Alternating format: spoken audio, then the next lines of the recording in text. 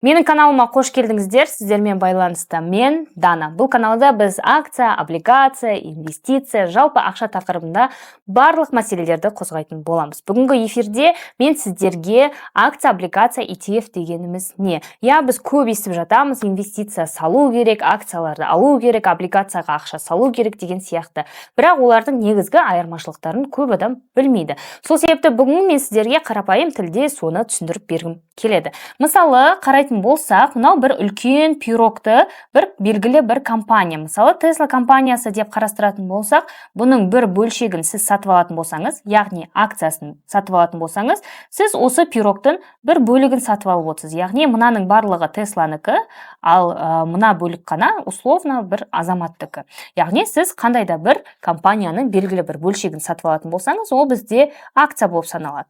Ал енді облигацияны қарастыратын болсақ, дәл осындай пирог, тура осы Tesla компаниясы болатын болса, Тесланың егесі, мысалы, мен болатын болсам, мен айтамын, жоқ, мен компаниямның бөлігін сатқым келмейді, маған лучше қарызға ақша бере тұрыңдар деп. Яғни ол мына пирогтың ешқандай бөлігін сатпайды, мына пирогтың барлығы сол Тесланың өзіне тиесілі болады. Тесла айтады, давай сен маған 10 миллион теңге қарызға ақша бер, мен сол ақшаны оборотқа саламын, содан түскен пайдадан саған ай сайын белгілі бір мөлшерде процент төлеп отырамын.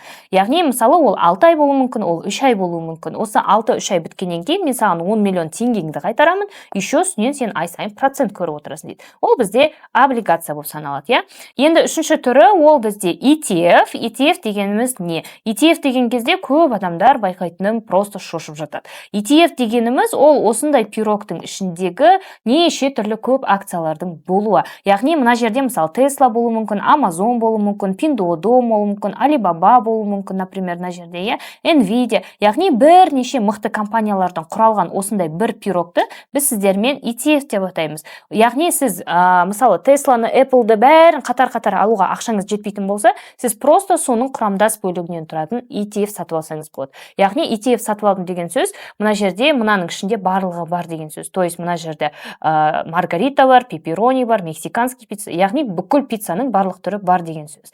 Ал енді сізде сұрақ туындауы мүмкін. Мен новичокпын, маған қайсынан бастаған тиімді деп. Әрине, бұл жердегі енді көріп отырғандарымыздай облигация ең тиімді жол. Яғни сіз инвестиция бастайтын болсаңыз, ең бірінші облигациядан бастасаңыз болады. Сумаңыздың белгілі бір мөлшеріне облигация, белгілі бір мөлшеріне ETF және қалған бөлігіне өсім беретін акцияларға салсаңыз болады. Егер де сізге осындай тақырыптар қызық болатын болса, акциялар мен облигациялар мен ақша табу тақырыбына қызығып жүрсеңіз, менің Telegram каналыма тіркеліп кетуді ұмытпаңыз. Лайк қойыңыз, комментарий жазыңыз, сілтеме төменде тұр.